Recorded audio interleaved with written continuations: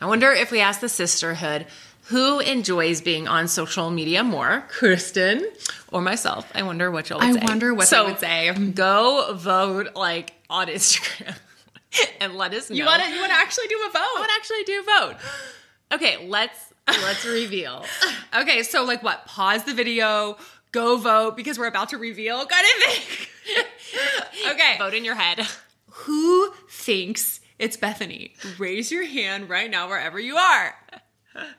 Who thinks it's Kristen? Raise your hand wherever you are. Okay, people have actually asked about that though. Like sometimes Really? you will not be on Instagram very much, or you will not be on social media very. Never happens.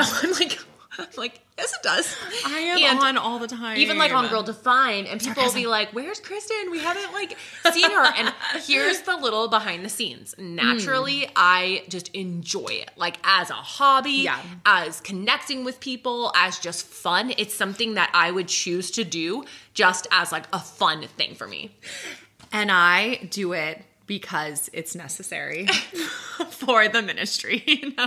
Like, no, I don't really love it. Yeah. I mean, we've talked about this. Like, it's clear based on my own Instagram account that I don't love it because clearly I never post and I'm never on there. And even when I try, like, I'll be like, you know what? Yeah. I kind of want to share more. Like, I want to be more present, you know, on there. And then I'll do it for like a week. And then it's just not my natural enjoyment, like my natural inclination. I'm not drawn to it. I'm more repelled by it in the sense that like I don't enjoy it really on many levels. And so it doesn't last. It'll go for like a week and then. But in Girldefined, I mean, Bethany handles like the behind the scenes of our social media and like managing it and stuff. And you're always getting on my tail. Like, okay, could you hop on and do some stories? Y'all like get on her tail. I'm constantly harassing but you know her. what? That's why we're a team. Okay, but here's the real question. Here's the real question. It's hard for you to get on and post and share, but how much do you consume? Oh, okay. Not that much. Honestly. I'm like looking for like a I know. answer. You thought it was going to be like, oh, I'm just scrolling. See you like things from, like, I'll see you like stuff. But from what account? Kristen. No. I saw one recently. Okay, someone hacked me. I literally I've been logged out for like months. I'm not even logged in right now. Wait, seriously? Yeah. But I just saw a reel where you had liked it. I literally have not, like, it's not even on my phone. I thought that's what you told me. So, y'all, today I saw a reel, unless it was someone resharing a really old reel. Okay, it could have been an old one. But I was like, I thought she said she like all. No, I'm still logged out and like I can't remember my password. That's and so weird. I haven't been on in months. So what do you on my own? So on Girldefined, you consume from. So on Girldefined, if I'm gonna do anything on Instagram right now, it's exclusively on Girldefined. Oh, that's interesting. So if I'm looking at anything. Like, oh, I want to look up this person, or, you know, like people will share. Yeah. Like they'll text you and share Instagram videos like, oh, check out this funny thing, or, oh, this product. And they'll, like, friends will even send links. Yeah. I click on it, but it goes through the Girldefined page. Like to view that, whatever that little reel is or whatever. And I don't really interact with them. Like I don't like them or comment because it's through Girldefined, but. That's interesting. Yeah. So I don't consume, like I rarely will like watch YouTube videos like here and there if it's a specific topic that I'm like, oh, I want to learn more about that. Normally it's like educational. Yeah. If it's something about like motherhood or I don't know, like I'll look it up on YouTube. Yeah. But other than that, like I'm not on Twitter, I guess the new X. I deleted my Facebook account years ago because I was like when I got married, I'm like, I don't even like care about Facebook, so I just deleted it. You're not that into the socials. No. But it's interesting. As I've talked to people, I feel like there's kind of a split of like people, even in our own family. Like I've talked to our other sisters and there are some that are like, oh, I enjoy it.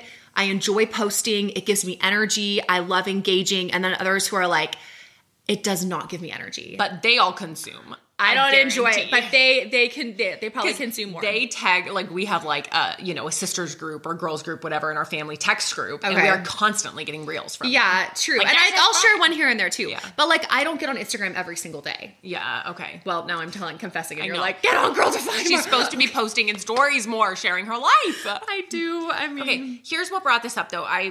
Why are we talking about this? I brought up this idea of talking about social media, and here's why. I was having a conversation with a good friend the other day, and she was saying that they were considering, she was really like pushing her husband to consider the idea of moving somewhere. And when it got down to it, she realized the reason she wanted to move to this specific location was literally because she wanted to be more of this Instagram looking lifestyle that she had been consuming on Instagram without even realizing it. And it was her husband who kind of like realized that, like, this isn't like what you actually are like wanting, but have been so consuming so much that you've basically built up this idea that this is the good life, and to have this life, you need to live in this place and live this lifestyle and all of that. And it was literally from Instagram, from being on Instagram.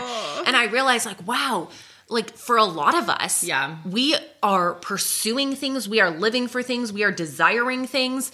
Your flashlight's on. We're doing it. My phone flashlight, a little strobe light. Woo. Without even realizing it. And if we don't have someone who's like in tune enough with us, like a husband or a really good friend or sister to call us out, we might be in like spending our money, spending our time, like spending our energy, our focus, our purpose in life. Like we might literally be living for things that have been influenced by social media without even realizing it. And so I wanted to record this episode as just kind of like hey, like let's take a step back and actually think about like, what are we consuming and how is that like influencing our perspective on what we're living for and why we're living as Christian women. Okay. Honest question. Have you ever like been influenced by something you've seen on Instagram, social media, like, and then went out and bought the thing because you saw it on Instagram? $50 cup right here, folks. Oh, you're Stanley.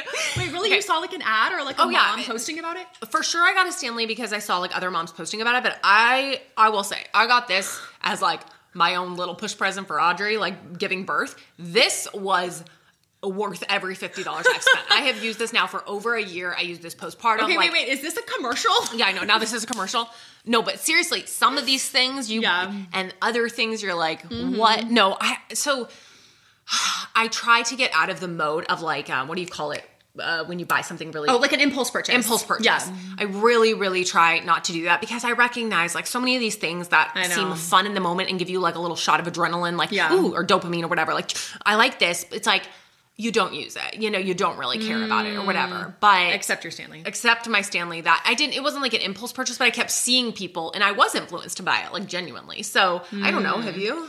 I have, which is so random because I'm not even on there that much. Like, what was it? Like, okay, the thing that came to mind for me when I thought like, okay, how, like, as you were talking, I'm thinking, how have I been impacted to want to make a decision? Yeah. Not necessarily, like, I've never gone to the extreme of I want to move across the country to change my aesthetic so my lifestyle can look more like what I want it to be for Instagram.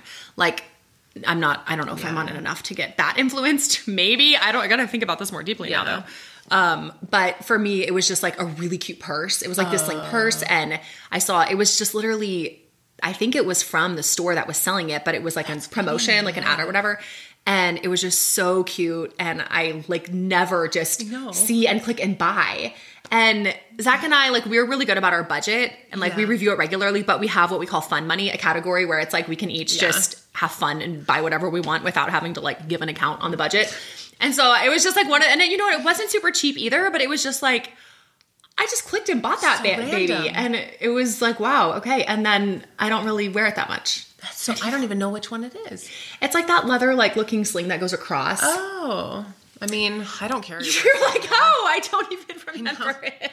I put all my cards. I put my cards in the back of my phone, but my phone case broke, so my cards are falling out. So now my driver's license and my debit card are like literally just in my pocket. Oh my goodness! But I cannot do a purse. You don't even carry one. Oh no! Between the kids and the diaper bags and everything, it's like the diaper bag's good enough of a purse. But then when I don't have the kids in the diaper bag, it's like I don't got anywhere to put my stuff.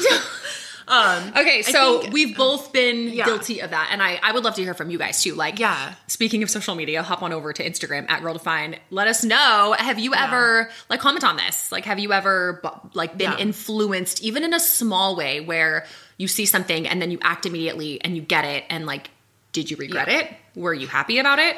I think the bigger question though is, when it comes to what we are living for, why we're living, the choices we make as Christian women, the convictions we hold, the stances we take, is it based off of like people influencing us literally online on social media? Or is it based off of like the truth of God's word? And I actually had this conversation with Elisa Childers. I did an interview with her. We'll link it below. But I was sharing with her a story, you know, I was asking her about a story. It was it was a reel, and it was basically of a man, and he was talking about how he, I guess, used to be like Mormon, and then he, I guess, came out as gay, and now he's married to another man.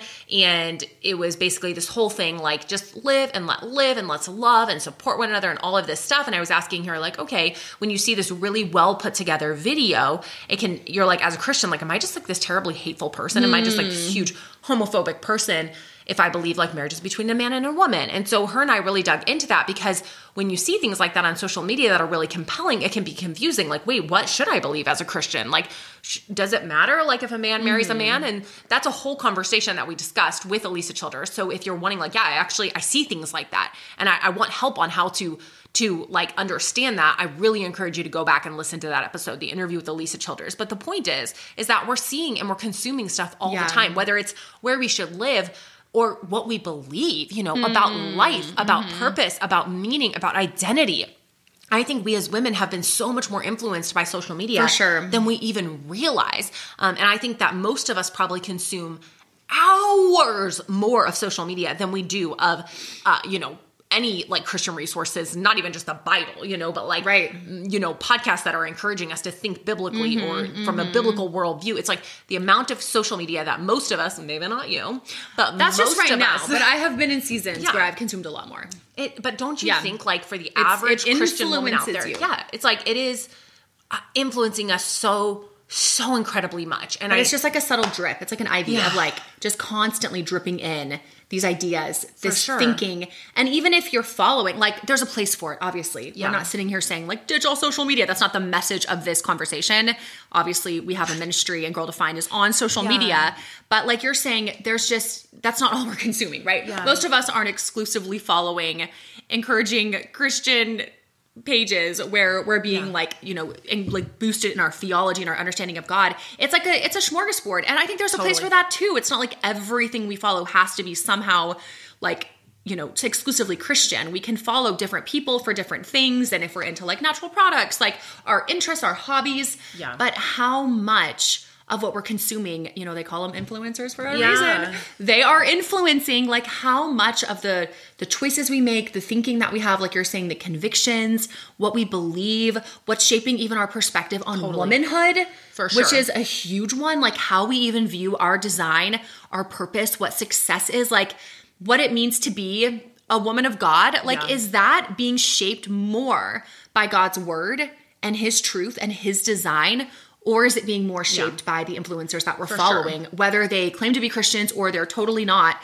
Like, I mean, I can think of times where, and even to this day, like it still will get me sometimes. It's just, there's so much on social media when it comes to like, even just beauty, you know, and like fitness, where it's like you have the constant endless buffet of opportunity to realize how unfit you are when you're seeing all these perfectly toned butts all the time. Like we've joked about this. It's like, it's true.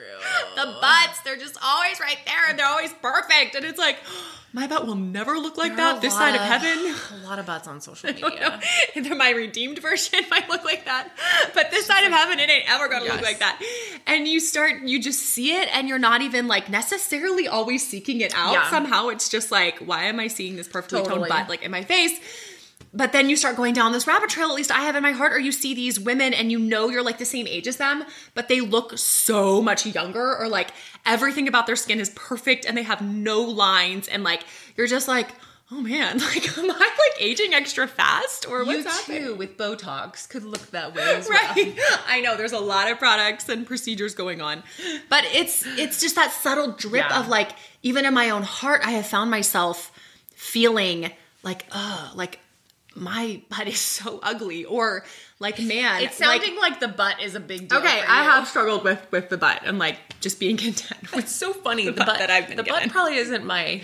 But it's different for all of us, right? It's like some people might, it's like the arms, like, oh man, you see like the woman and she's got these amazing arms. And for some women, that might be more what they're thinking about. Or so now we all know Kristen wants. I don't think about the arms really. It's more she the wants butt. the big booty.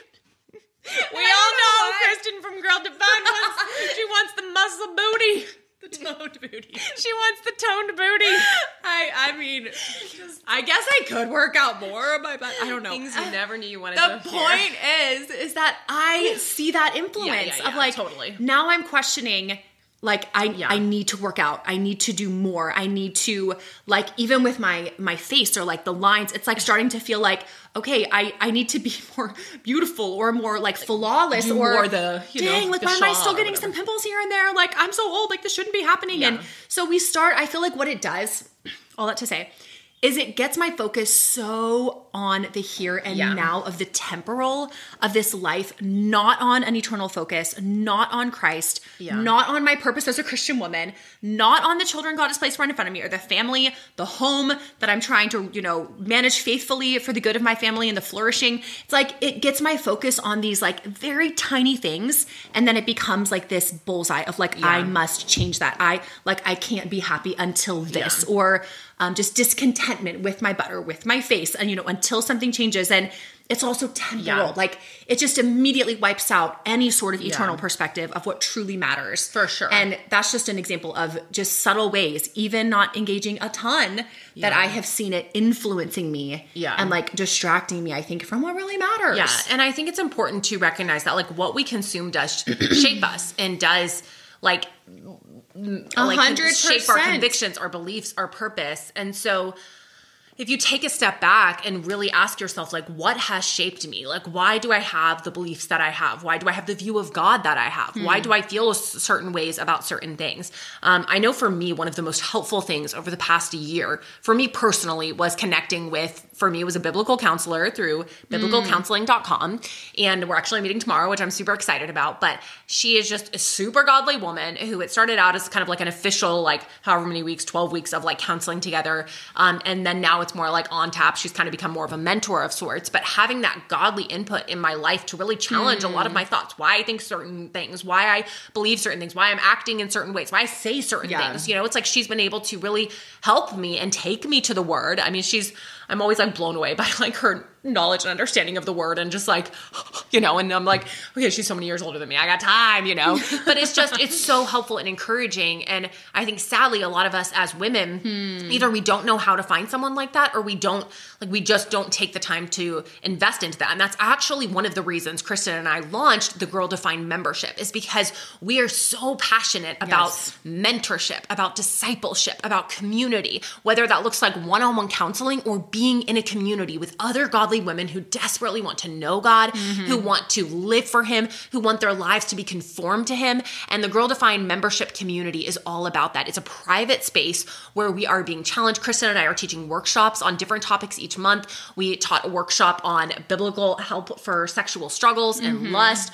We just have different workshops that are dropping every month. We have lives that will drop every month. We have, a prayer group. We just have all like sorts of a stuff. Community page where we're all hanging out day in and day out, just sharing, chatting, discussing, praying for each other, weekly devotionals that we engage in together. It's just an entire ongoing community aspect aside from even the workshops and the lives and the teaching and the resources. Like it's like all in one. Yeah. And just knowing how much my life changed and how much I was encouraged by having this like intentional discipleship in my life from this godly woman.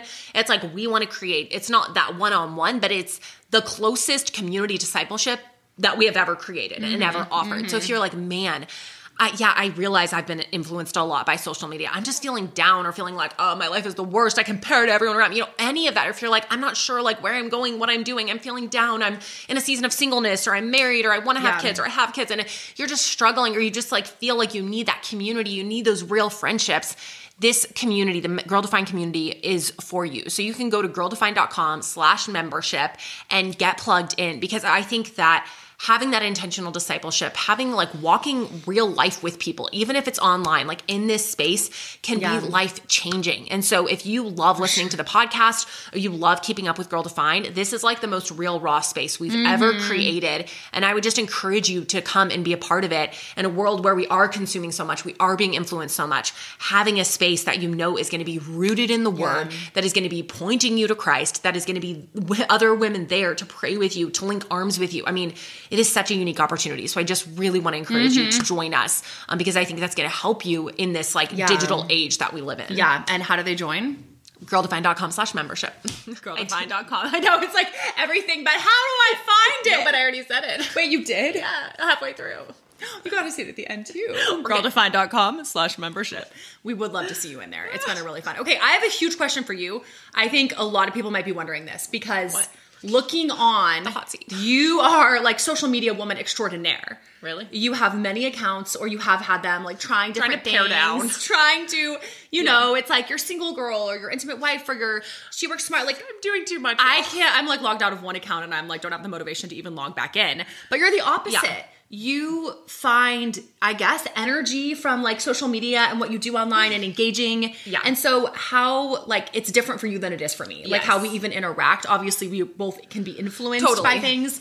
But how do you find that balance of like, obviously you're pro social media, being on it, but like being watchful of what you also consume, being on it so much. Yeah.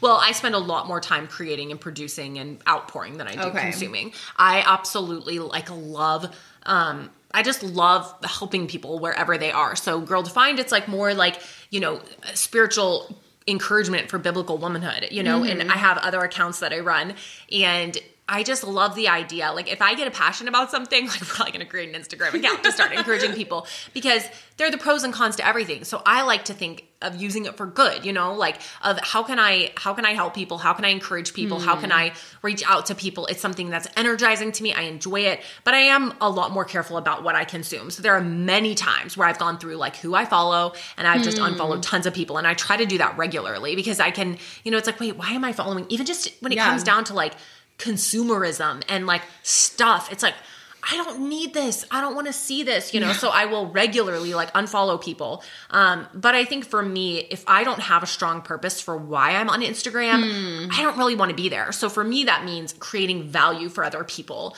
in my different accounts. And that's what gives me the motivation to stay on. Less of just like, it's fun on here. Like it's not really, in my opinion, a fun space unless you have like a purpose for being there. Like you're intentional with what you're consuming. You have a reason for being there. You know why you're there. Or else it's like hours of endless scrolling and you feel like a trash can at the end. Like it doesn't, you know, it's like no good, you know? So something else that is helpful for me is, you know, having other things that I need to get done. So I've mentioned, I feel like in every episode now I'm going to mention my ladies book study from my church, but I have books that I need to read through. And so I don't have time always to just like scroll on social media in the evening, and knowing like I've got to get a certain amount of reading done from these great books is very helpful. So I think when we, I don't know, have strong purpose, we know where we're going, we know why we're doing things, that helps us to make I guess wiser decisions. Yeah. So for me, that's what is so helpful is constantly reevaluating, like, why am I doing this? What is my purpose? And if it's not, I don't feel like serving the community or a good thing for this season of life, like I'll just stop. And I'm not like really that worried about it. So like you don't have this magnetic draw to the home feed or like scrolling. It doesn't sound like and not as much like, if I'm not creating an outpouring, then I feel like a trash can. Like, what am I doing here? You know? So that's interesting that you get energy from like creating the content. You're not on there to consume, but I know that's not true for a lot of people. That's probably not most people. I know. I think most people I talk to, it's true, is the struggle. And for me too, would be going on there, not to create content, but just to passively consume content. It is such an easy grab. You've got 10 minutes. You're just sitting there. I'm just going to scroll Instagram. I'm just going to, whatever your preferred social media platform. Is it still Instagram? Is like the main. I think for the millennial women. I feel like it's what we're on. You just get a quick scroll, 10 minutes. We've all heard it turns to 20, turns to 30, turns to an hour. But it does become the default, right? Like, oh, you're at the doctor's office waiting for something. Oh, let me just scroll Instagram until my appointment. Oh, you're at the bank waiting in line. Let me just scroll. You know, it's almost like the default where we don't even realize it's what we're defaulting to all the time. So like, let's talk to that person. Because I feel like that is the friends I've talked to, sisters, like we've talked about this, like it is hard to get out of the scrolling trap. You're like, that's nice, Bethany. You're not relatable to anyone. No. Let's talk about something more. But I think people will find that interesting because you are like so much on there on so many accounts that people wonder like, how do you find that balance? But what you're drawn to is just different. Yeah. I mean, there are so many ways to have accountability or like purpose with social media so that you don't end up scrolling endlessly for hours. Like I think there are great ways to set boundaries for yourself to set yourself up for success. So if you're like, I don't want to be the woman who spends an hour scrolling at night, I'd rather like, you know, read a book, or I'd rather spend intentional time with my family or my husband or whatever. I'd rather, you know, I don't know, work out. Like there are so many things that are so much more life-giving or beneficial. And you're like, but I just find myself falling back into this easy, almost like addictive state. I think that there are things that you can do that would really help. I mean, one is like most phones have a time, like you can set up, like I don't want to be able to access these apps after a certain amount of time, and you set a lock on it. Or you can do something where you, you know, you leave your phone in the kitchen or plug it in somewhere else so it's not actually in your bedroom with you. So I think coming up with something where it's like a boundary for yourself. And if you're married, maybe ask your husband to keep you accountable. If you're not, maybe a really good friend, and be like, hey, and it's not because it's necessarily a bad thing, but you're putting up a boundary to help you do what you actually want to do. And I know for a lot of us, we're like, I wish I would read more, or I wish I would work out more. I wish I would just, you know, have more time of like quiet or being in the Word. Like it's so hard for me to actually read the Bible, but then it seems so easy to spend time on social media. So I think like for me personally, having boundaries in that area, which and some of them have been for seasons. Like there was a season where, you know, for the weekend, I deleted Instagram off my phone, and I would delete Instagram off my phone for the weekend so that it wasn't even a temptation. There are seasons where I've left my phone in the kitchen, and just like, it's like after a certain time in the evening, it's just there and I don't touch it anymore. And having certain boundaries for different seasons of life has been super helpful for me. Yeah.